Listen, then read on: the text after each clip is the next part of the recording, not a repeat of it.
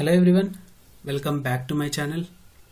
So in this video we are going to see about voltage and current buffers. Okay, so voltage and current buffers. So this video is a part of fast track series for UGC NET Electronic Science aspirants. If you are first time to my channel, please consider subscribing and don't forget to hit the bell icon to get video notifications from my channel. Okay, so what is voltage and current buffer? So I'll take a voltage buffer on one side and current buffer on other side.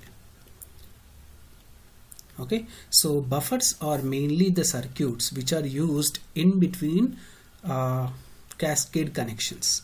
So if there is a circuit here like this, right, and so in between those two, and you want to cascade it with another circuit. Okay, so this is circuit 2 and this is circuit 1. So buffers are mainly used as the intermediate stage in order to connect two circuits in cascade. Similarly, current buffer also, so it is used to connect two different circuits in cascade. So this is circuit 1 and this is circuit 2. Okay, so this is your current buffer circuit, right? So what is the characteristic here is voltage buffer. So the characteristic voltage, first point which you have to remember is voltage buffer connects circuit 1, okay, connect circuit 1 with high output impedance, to circuit 2 with low output with low input impedance. Okay, so that is, it is used for impedance matching. It is used for impedance matching. Okay, similarly current buffer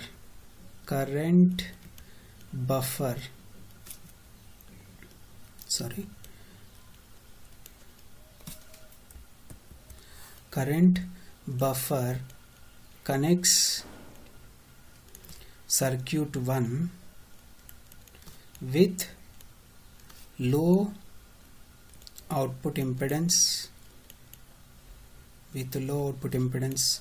to circuit 2 with high input impedance.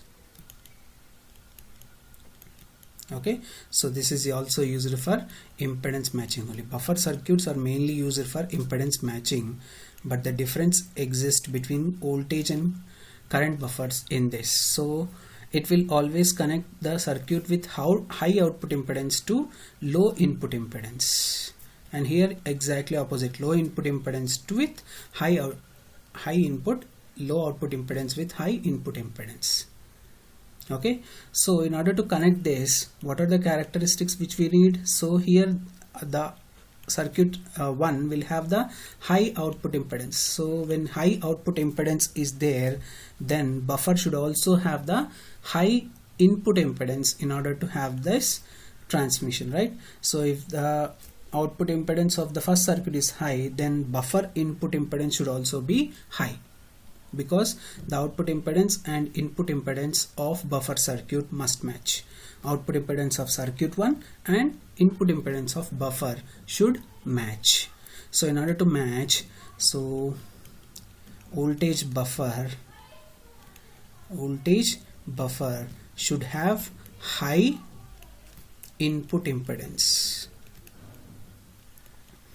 It should have high input impedance. And what is the input impedance of circuit 2? Circuit 2 input impedance is low, so in order to match, the output impedance of buffer must be low. Okay, so that is why it should have low low output impedance. Okay, so these are the characteristics. Similarly, here also in the case of current buffer, okay, in the case of current buffer, so output impedance of circuit 1 is low, so current buffer should also have low input impedance. Low input impedance, so ideally it is 0. So ideally it is 0 here also. So ideally it is infinity, and here ideally it is 0.